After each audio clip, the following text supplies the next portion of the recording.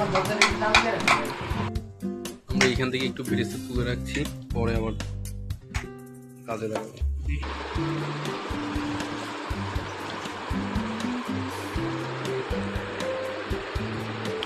এখানে আমাদের মশলা কষানো হচ্ছে।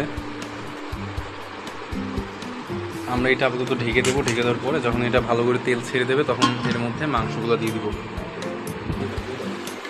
মশলা এখানে রেডি হয়ে গেছে, তেল ছেড়ে দিয়েছে। আমরা এখন হচ্ছে মাংসটা দিয়ে দিব। হচ্ছে শিক্ষিত খাসির মাংস, ঠিক আছে? শিক্ষিত খাসির মাংস স্কুলের আশেপাশে বড় হয়েছে শিক্ষিত খাসি।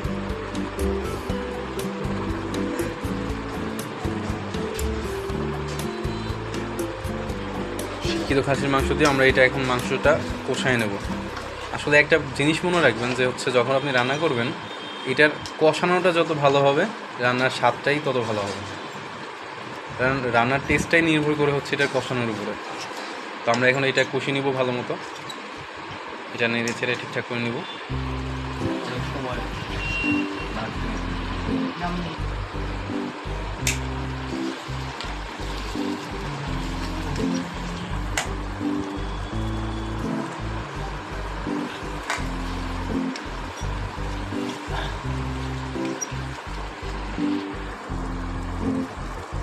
আমাদের মাংস সহ কষানো প্রায় শেষ হয়ে গেছে।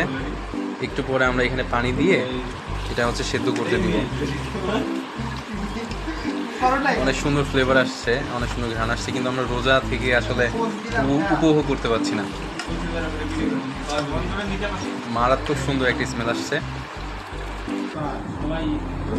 তো আমরা এখানে পানি দিয়েছি, পানি দেওয়ার পরে এটা এখন সেদ্ধ হচ্ছে। ফিরে আসবো 10 মিনিট পর। এখানে হচ্ছে আমরা আলুগুলো দিয়ে দিচ্ছি।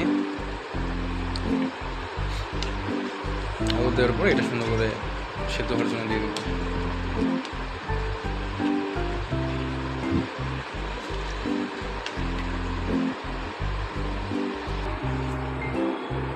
ও হ্যাঁ, আরেকটা কথা বলতে ভুলে গেছিলাম, আমরা এখানে ফ্লেভারের জন্য সামান্য কিছু কাঁচামরিচ অ্যাড করেছি।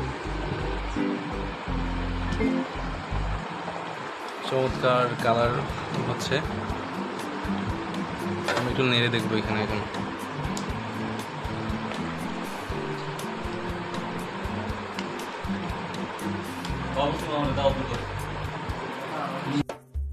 আমরা এখন এখানে মশলা দিয়ে দিচ্ছি, গরম মশলা।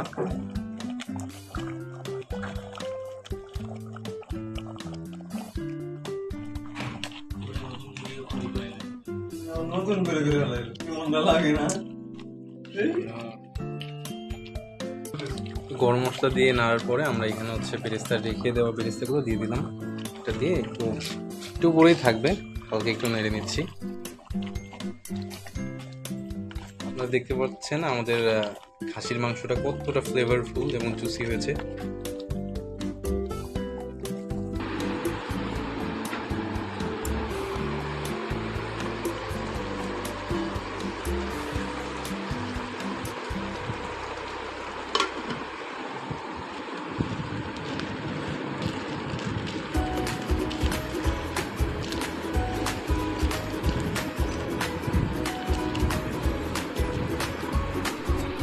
এখানে আমাদের মাংস নামানো শেষ। আমরা এখন খিচুড়িটা রান্না করব। আমাদের এখানে খিচুড়ি বসানো হয়ে গেছে। এই যে আমাদের খিচুড়ি ইতিমধ্যে হয়ে যাচ্ছে, আর 5 মিনিট লাগবে। আর 5 মিনিটের মধ্যে আমরা খিচুড়ি পরিবেশন করবো ইনশাল্লাহ। তো আমাদের খিচুড়ি রান্না তো শেষ, প্লেটে সবাই নিয়ে নিয়েছি, খাওয়া শুরু হয়ে গেছে ওইদিকে।